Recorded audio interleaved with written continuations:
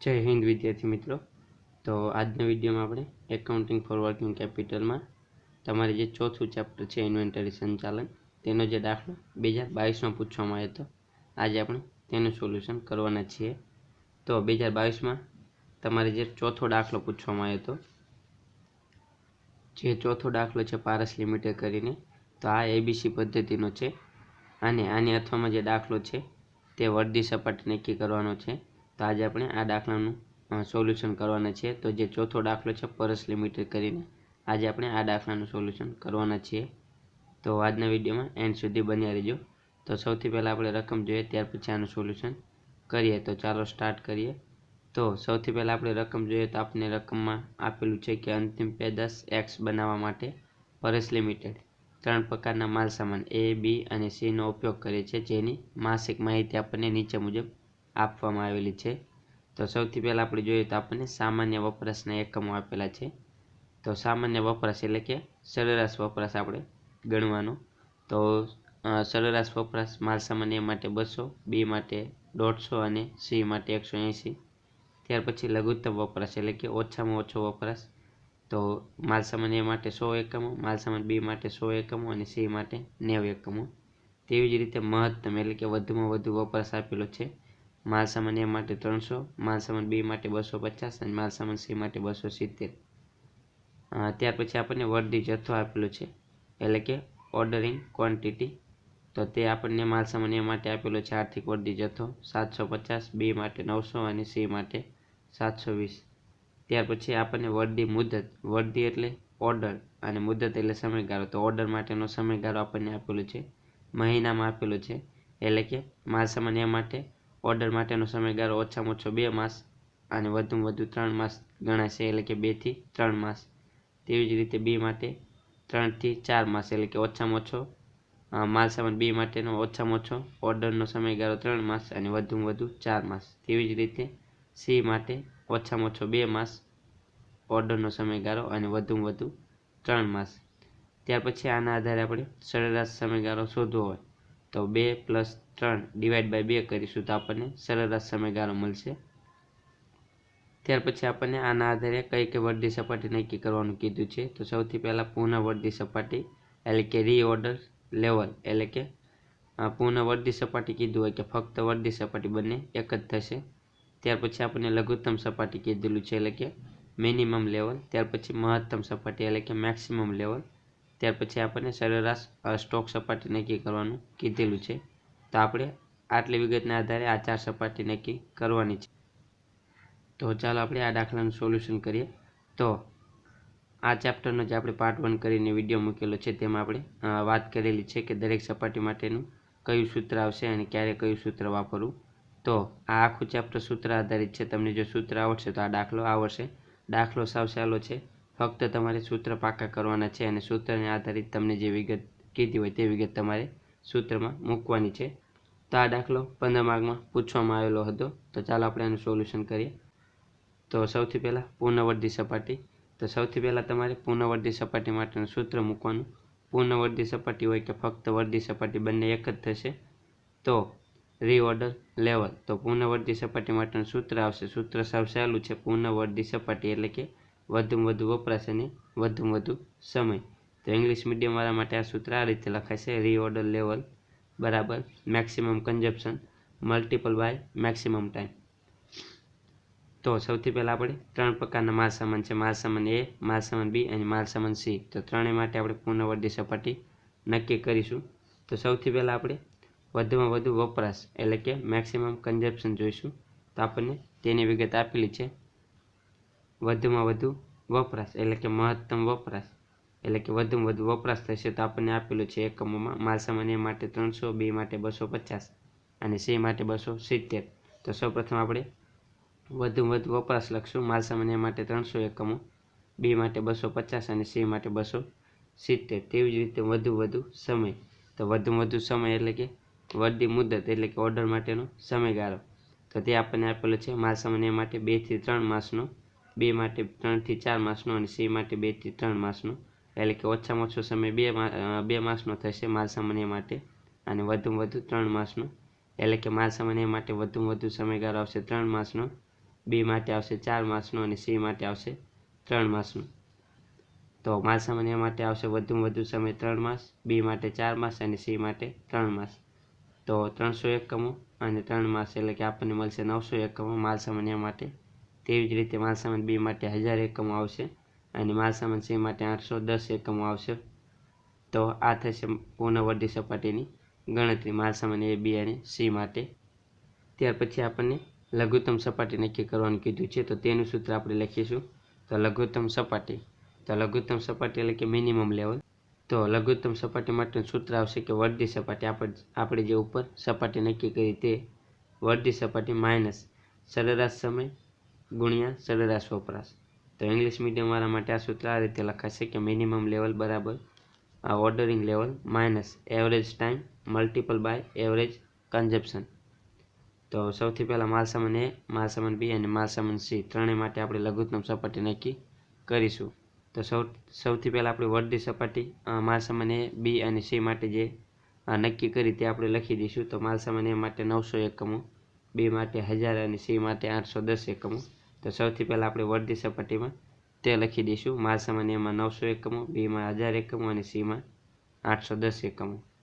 ત્યાર પછી સરેરાશ સમય. તો સરેરાશ સમય આપણને દાખલામાં આપેલો નથી, પરંતુ વર્ધીની મુદતમાં ઓછામાં ઓછો સમય અને વધુમાં વધુ સમય આપેલો છે. તો આના આધારે આપણે સરેરાશ સમયની ગણતરી કરીશું. તો ઓછામાં ઓછો સમય પ્લસ વધુમાં વધુ સમય ડિવાઈડ બાય 2, તો આપણને મળશે સરેરાશ સમય. તો માલસામાન એ માટે સરેરાશ સમયની ગણતરી આપણે કરીએ. તો સરેરાશ સમય બરાબર ઓછામાં ઓછો સમય પ્લસ વધુમાં વધુ સમય ડિવાઈડ બાય 2. તો માલસામાન એ, બી અને સી ત્રણેય માલસામાન માટે આપણે સરેરાશ સમયની ગણતરી કરીશું. તો માલસામાન એ માટે આપણે જોઈએ તો ઓછામાં ઓછો સમય 2 થી 3 માસનો છે. તો ઓછામાં ઓછો સમયગાળો 2 માસ આવશે પ્લસ વધુમાં વધુ 3 માસ ડિવાઈડ બાય 2 એટલે કે આપણને મળશે સરેરાશ સમયગાળો 2.5 માસનો એટલે કે અઢી માસનો. ત્યાર પછી માલસામાન બી માટે જોઈએ તો ઓછામાં ઓછો સમયગાળો 3 માસનો અને વધુમાં વધુ 4 માસનો. તો 3 + 4 ડિવાઈડ બાય 2 એટલે કે આપણને મળશે 3.5 માસનો સમયગાળો સરેરાશ બી માટે. તેવી જ રીતે માલસામાન સી માટે ઓછામાં ઓછો સમયગાળો 2 માસ અને વધુમાં વધુ 3 માસ ડિવાઈડ બાય 2 એટલે કે આપણને મળશે અઢી માસ. તો સૌથી પહેલાં આપણે માલસામાન એ માટે લખશું સરેરાશ સમય અઢી માસ અને સરેરાશ વપરાશ. તો સરેરાશ વપરાશ આપણને આપેલો જ છે, સામાન્ય વપરાશ એટલે કે સરેરાશ વપરાશ ગણાશે. તો માલસામાન એ માટે 200, માલસામાન બી માટે 150 અને માલસામાન સી માટે 180. તો સામાન્ય વપરાશ એટલે કે સરેરાશ વપરાશ આવશે માલસામાન એ માટે 200 એકમોનો. તો અઢી માસ ગુણ્યા 200 એકમો એટલે કે 500 એકમો આવશે. 900 એકમોમાંથી 500 એકમો બાદ કરશું તો 400 એકમો આવશે માલસામાન એ માટે. તો આ થશે માલસામાન એ માટેની લઘુત્તમ સપાટી. તેવી જ રીતે માલસામાન બી માટે આવશે વર્ધી સપાટી 1000 એકમોની અને સરેરાશ સમય. તો માલસામાન બી માટે સરેરાશ સમય આવશે 3.5 માસનો. તો 3.5 માસ અને સરેરાશ વપરાશ. તો સરેરાશ વપરાશ માલસામાન બી માટે આવશે 150 એકમો. તો 3.5 માસ ગુણ્યા 150 એકમો એટલે કે 525 એકમો આવશે. તો 1000 એકમોમાંથી 525 એકમ બાદ કરશું તો આપણને માલસામાન બી માટે આવશે 475 એકમો. તેવી જ રીતે માલસામાન સી માટે આપણે નક્કી કરીશું. તો માલસામાન સી માટે વર્ધી સપાટી આવશે 810 એકમોની, સરેરાશ સમય આવશે અઢી માસનો અને સરેરાશ વપરાશ આવશે તો 810 એકમ માઇનસ 450 એકમ. તો આપણને મળશે માલસામાન સી માટેના લઘુત્તમ સપાટી 360 એકમોની. તો આ થશે લઘુત્તમ સપાટીની ગણતરી. ત્યાર પછી આપણે કીધું છે મહત્તમ સપાટી એટલે કે ગુરુત્તમ સપાટી. તો ગુરુત્તમ સપાટી માટેનું આપણે સૂત્ર લખીશું. તો મહત્તમ સપાટી એટલે કે ગુરુત્તમ સપાટી માટેનું સૂત્ર આવશે કે વર્ધી સપાટી માઇનસ ઓછામાં ઓછો વપરાશ ગુણ્યા ઓછામાં ઓછો સમય પ્લસ વર્ધી જથ્થો. તો માલસામાન એ માટે સૌપ્રથમ આપણે નક્કી કરીએ ગુરુત્તમ સપાટી. તો વર્ધી સપાટી આપણે સૌથી પહેલાં નક્કી કરેલી છે માલસામાન એ, બી અને સી માટે 900 એકમો, 1000 એકમો અને 810 એકમો. તો આ ત્રણેય સૌપ્રથમ આપણે લખી દઈશું. તો માલસામાન એ માટે આવશે વર્ધી સપાટી 900 એકમો, બી માટે આવશે 1000 એકમો અને સી માટે આવશે 810 એકમો. ત્યાર પછી ઓછામાં ઓછો વપરાશ અને ઓછામાં ઓછો સમય. તો આપણને ઓછામાં ઓછો વપરાશ આપેલો છે અને ઓછામાં ઓછો સમય પણ આપેલો છે. તો તો ઓછામાં ઓછો એટલે કે લઘુત્તમ વપરાશ આવશે માલ સામાન એ માટે 100 એકમો, બી માટે 100 અને સી માટે 90. તો ઓછામાં ઓછો વપરાશ આવશે માલ સામાન એ માટે 100 એકમોનો, માલ સામાન બી માટે પણ 100 એકમો અને સી માટે આવશે 90 એકમ. ત્યાર પછી ઓછામાં ઓછો સમય તો આપણને આપેલી છે વર્દી મુદત, તો તેમાં માલ સામાન એ માટેનો સમયગાળો આપેલો છે 2 થી 3. તો ઓછામાં ઓછો સમય આપણે ગણાશે 2 માસનો માલ સામાન એ માટે.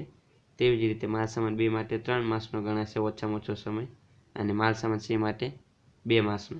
તો તે આપણે ધ્યાનમાં લઈશું. તો ઓછામાં ઓછો સમય માલ સામાન એ માટે 2 માસ આવશે, માલ સામાન બી માટે 3 માસ આવશે અને માલ સામાન સી માટે પણ 2 માસ આવશે. ત્યાર પછી વર્દી જથ્થો. તો વર્દી જથ્થો આપણને આપેલો જ છે દાખલામાં. તો વર્દી જથ્થો આપણને આપેલો છે એકમોમાં. તો માલ સામાન એ માટે 750 એકમો, બી માટે 900 એકમો અને સી માટે 720 એકમો. તો તે આપણે ધ્યાનમાં લઈશું. તો માલ સામાન એ માટે આવશે 750 એકમો, માલ સામાન બી માટે 900 એકમો અને સી માટે 720 એકમો. ત્યાર પછી આપણે આની ગણતરી કરીશું. તો 900 એકમો માઇનસ 100 એકમો ગુણ્યા 2 માસ એટલે કે 200 એકમો આવશે, પ્લસ 750 એકમો તેમના તેમ આવશે. તો 900 એકમોમાંથી 200 એકમ બાદ કરશું તો 700 એકમ મળશે આપણને. તો 700 એકમ પ્લસ વર્દી જથ્થો 750 એકમોનો, તો આપણને મળશે માલ સામાન એ માટેના 1450 એકમો. તેવી જ રીતે માલ સામાન બી માટે આપણને મળશે 1600 એકમો અને માલ સામાન સી માટે આપણને મળશે 1350 એકમો. ત્યાર પછી આપણને છેલ્લી લાસ્ટ સપાટી કીધેલી છે સરેરાશ સ્ટોક સપાટી. તો જ્યારે પણ આપણને દાખલામાં લઘુત્તમ અને મહત્તમ સપાટી આપી હોય ત્યારે આપણે કયા સૂત્રનો ઉપયોગ કરવો? જ્યારે ફક્ત આપણને લઘુત્તમ સપાટી આપી હોય ત્યારે આપણે સરેરાશ સ્ટોક સપાટી માટે કયા સૂત્રનો ઉપયોગ કરવો? અને જ્યારે ફક્ત આપણને મહત્તમ સપાટી આપી હોય ત્યારે આપણે સરેરાશ સ્ટોક સપાટી માટે કયા સૂત્રનો ઉપયોગ કરવો તેની આપણે ચર્ચા કરેલી જ છે. તો તે વિડીયો તમે જોઈ લેજો, આ ચેપ્ટરનો જે પાર્ટ 1 છે તેમાં. તો અહીં આપણને લઘુત્તમ અને મહત્તમ બંને સપાટી આપેલી છે, તો માટે આપણે સરેરાશ સ્ટોક સપાટી માટે કયું સૂત્ર વાપરશું? તો સરેરાશ સ્ટોક સપાટી માટે આપણે આ સૂત્ર વાપરીશું કે લઘુત્તમ સપાટી પ્લસ ગુરુત્તમ સપાટી ડિવાઈડ બાય 2. જ્યારે આપણને લઘુત્તમ સપાટી આપેલી ન હોય ત્યારે આપણે સરેરાશ સપાટી માટે કયું સૂત્ર વાપરશું? તો જ્યારે આપણને લઘુત્તમ સપાટી ન આપી હોય તો સરેરાશ સપાટી માટેનું સૂત્ર વાપરશું કે ગુરુત્તમ સપાટી માઇનસ 1/3 આર્થિક વર્દી જથ્થો. અને તેવી જ રીતે જ્યારે આપણને ગુરુત્તમ સપાટી ન આપી હોય ત્યારે આપણે સરેરાશ સપાટી માટેનું સૂત્ર વાપરીશું કે લઘુત્તમ સપાટી પ્લસ 1/3 આર્થિક વર્દી જથ્થો. તો આ તમારે ખાસ ધ્યાનમાં રાખવાનું છે કે સરેરાશ સપાટી માટે કયું સૂત્ર વાપરવું. તો અહીં આપણને લઘુત્તમ અને ગુરુત્તમ બંને સપાટી આપેલી છે, તો માટે આપણે આ સૂત્રનો ઉપયોગ કરીશું લઘુત્તમ સપાટી પ્લસ ગુરુત્તમ સપાટી ડિવાઈડ બાય 2. તો માલ સામાન એ માટે, માલ સામાન બી માટે અને માલ સામાન સી માટે ત્રણેય માટે આપણે સરેરાશ સપાટી નક્કી કરીશું. તો સૌથી પહેલાં માલ સામાન એ માટે તો લઘુત્તમ સપાટી. તો લઘુત્તમ સપાટી આપણે ગણતરી કરેલી છે લઘુત્તમ સપાટીની. માલ સામાન એ માટે 400 એકમ, માલ સામાન બી માટે 475 એકમ અને માલ સામાન સી માટે 360 એકમ. તો સૌથી પહેલાં આપણે તે લખશું લઘુત્તમ સપાટી. માલ સામાન એ માટે 400, માલ સામાન બી માટે 475 અને માલ સામાન સી માટે 360. તેવી જ રીતે મહત્તમ અથવા તો ગુરુત્તમ સપાટી. તો ગુરુત્તમ સપાટી આવશે માલ સામાન એ માટે 1450 એકમો, બી માટે 1600 એકમો, સી માટે આવશે 1350 એકમો. તો તે આપણે લખી દઈશું માલ સામાન એ માટે 1450 એકમ, બી માટે 1600 એકમ અને સી માટે 1350 એકમ. ડિવાઈડ બાય 2 કરીશું તો માલ સામાન એ માટે આપણને મળશે સરેરાશ સપાટી 925 એકમોની. તેવી જ રીતે બી માટે મળશે 1037 એકમોની અને સી માટે મળશે આપણને 855 એકમોની. તો આ થઈ સરેરાશ સપાટીની ગણતરી. તો સાવ સહેલો દાખલો છે, દરેક પરીક્ષામાં આવો જ દાખલો પૂછવામાં આવે છે. તો આના માટે તમારે સૌથી પહેલાં સૂત્ર યાદ કરવા પડશે, ત્યાર પછી તમે આ દાખલાની પ્રેક્ટિસ કરશો તો તમને આ દાખલો આવડશે. તો આ દાખલાની ગણતરી અહીં પૂરી થાય છે.